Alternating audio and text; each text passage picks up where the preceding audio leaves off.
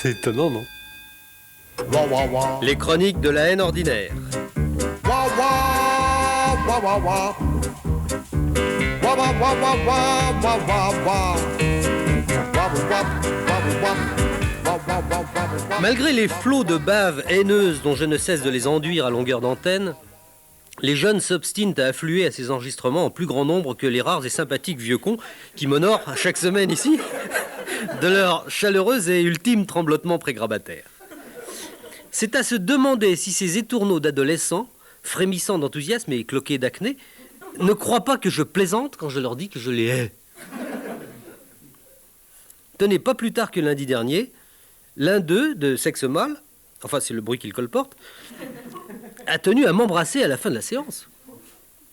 J'avais au reste décelé en ce garçon des trésors d'amour enfouis sous les bubons et un rien de servilité dans l'ardeur qu'il mettait à dire pouf pouf avec les autres entre deux boutades.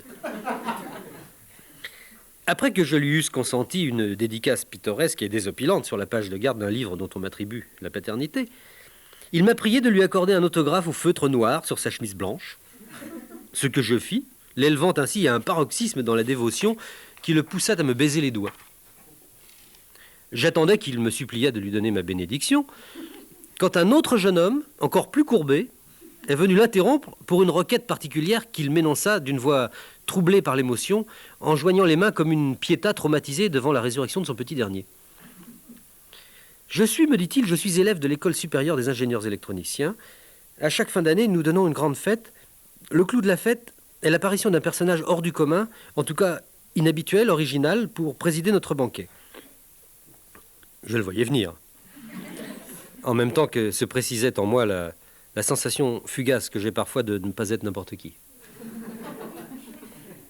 J'arborais tout à fait inconsciemment ce délicat sourire sardonique en demi-teinte qui avait fait le succès de Dominique Paturel dans Les valseuses ridicules de Molière. Poursuivez, jeune homme, poursuivez. Eh bien voilà, monsieur Desproges, l'année dernière, on a eu une pute, cette année, on aimerait bien que ce soit vous.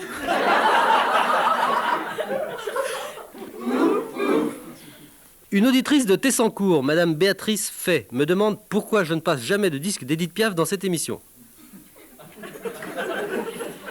Si vous écoutiez plus souvent ces chroniques au lieu de vous faire lutiner dans les banlieues agricoles, madame Béatrice Fay, vous auriez pu constater de vos propres oreilles que cette émission ne comporte aucun autre enregistrement que celui de ma propre voix et, accessoirement, de celle d'une poignée de désœuvrés qui se réveillent par éclipse en faisant... En dehors du générique dû au très talentueux Paolo Conte, nul autre son musical ne vient souiller l'antenne. Et j'en profite pour vous signaler que les chroniques de la haine ordinaire et le bulletin de la météorologie nationale sont les seules émissions de radiophonie ne comportant pas de rire ni d'applaudissements enregistrés. C'est pourquoi, par cet imbécile, personne ne rit ni n'applaudit jamais. Enfin, sachez, madame, que quand bien même j'aurais le loisir de diffuser des chansons de Piaf, je ne le ferai pas. Je n'aime pas les chanteurs belges. Vous ne saviez pas que Piaf était belge. C'est pourtant flagrant, cette façon qu'elle avait de chanter la moule quand elle avait la frite. La situation internationale, nationale, départementale, communale, vicinale même, insiste à ce point dans l'ubuesque qu'elle me remette en mémoire quelques lignes désespérées de Jean Héderne Éluard, le neveu trisomique de Paul.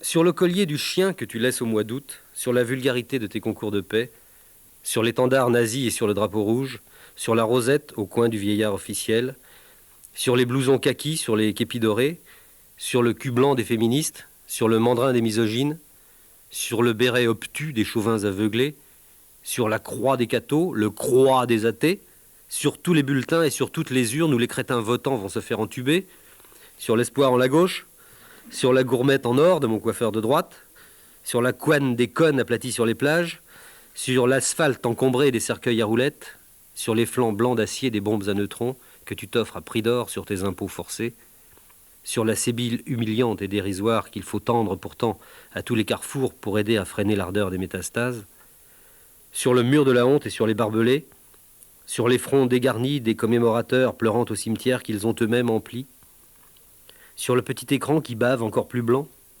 sur l'encéphalogramme éternellement plat des musclés, des Miss France et des publicitaires, sur l'étendard vainqueur de la médiocrité qui flotte sur les ondes, hélas, abandonné aux moins méritants des handicapés mentaux, sur la Bible et sur Mein Kampf, sur le Coran frénétique, sur le missel des marxistes, sur les choux-fleurs en trop balancés aux ordures quand les enfants d'Afrique écartelés de faim savent que tu t'empiffres à mourir éclaté, sur le nuage et sur la lune, sur le soleil atomique, sur le cahier d'écolier de mes enfants irradiés, j'écris ton nom, homme. Quant à ces féroces soldats, je le dis, c'est pas pour cafeter, mais ils font rien qu'à mugir dans nos campagnes.